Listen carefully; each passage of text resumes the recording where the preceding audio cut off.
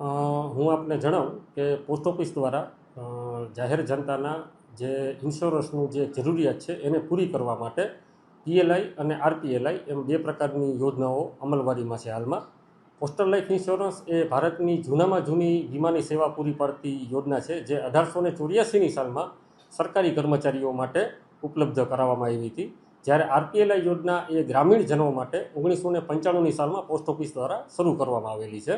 હાલમાં પીએલઆઈમાં પ્રોફેશનલ્સ તેમજ degree holder કે ડિપ્લોમા હોલ્ડરને પણ લાભ આપવામાં આવે છે. આ યોજનામાં પુખ્ત વયની વ્યક્તિ 19 વર્ષથી માંડીને 55 વર્ષ સુધીની જે વ્યક્તિ હોય છે તે પોસ્ટલ લાઈફ ઇન્સ્યોરન્સનો લાભ લઈ શકે છે.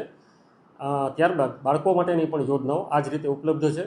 આ યોજનાના મેઇન ફાયદા ગણાવીએ તો પોસ્ટ ઓફિસ દ્વારા જે આ પીએલઆઈ અથવા આરપીએલઆઈ આપવામાં આવે છે તેનો પ્રીમિયમનો દર અન્ય કંપનીઓ કરતાં ઘણો ઓછો હોય છે.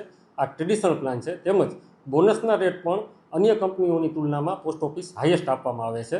જે હાલમાં જોવા જઈએ તો પોસ્ટલ લાઈફ ઇન્સ્યોરન્સમાં બોનસના રેટ 52 રૂપિયા છે પર 1000ની પોલિસીએ. મતલબ કે 1 લાખની પોલિસી તમે લ્યો તો 5200 રૂપિયા સરકારશ્રી તરફથી આ વર્ષ દરમિયાન જમા કરવામાં આવે. આ બોનસના રેટ દર વર્ષે બદલાતા રહે છે, પરંતુ છેલ્લા ઘણા સમયથી ₹52 પર 1000ની પોલિસીએ સ્થિર થયેલ છે. આ જ મુજબ આરપીએલઆઈ કે જે ગ્રામીણ પ્રજા માટેનો વીમો છે તેમાં બોનસના રેટ 4800 રૂપિયા છે પર લાખની પોલિસીએ.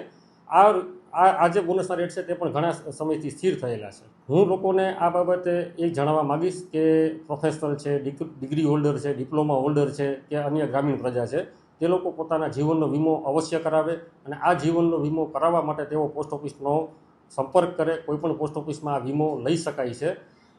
અમે સૌથી વધારે આજની તારીખમાં બોનસના રેટ આપીએ છીએ. આ ઉપરાંત અમે સૌથી ઓછું પ્રીમિયમ પણ આ બાબતે જે ટ્રેડિશનલ પ્લાન છે એમાં કલેક્ટ કરીએ છીએ.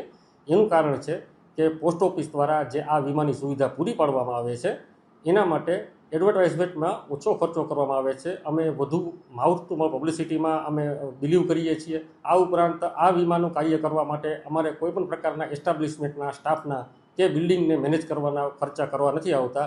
જે એક્ઝિસ્ટિંગ પોસ્ટ ઓફિસ છે તેમાં જ તે આ બધી સુવિધાઓ જે છે એ લોકોને જાહેર જનતાને પૂરી પાડવામાં આવે છે. તો જેના કારણે આ જે અમારા નાણાંનું બચત થાય છે એનો અમે પબ્લિકને વધુમાં વધુ ફાયદો આપી શકીએ એના માટે પ્રયાસરત રહીએ અને એ જ સંદર્ભે ઓછું પ્રીમિયમ અને વધુ બોનસ આપી અને પબ્લિકને વધુ ફાયદો કરાવીએ છીએ.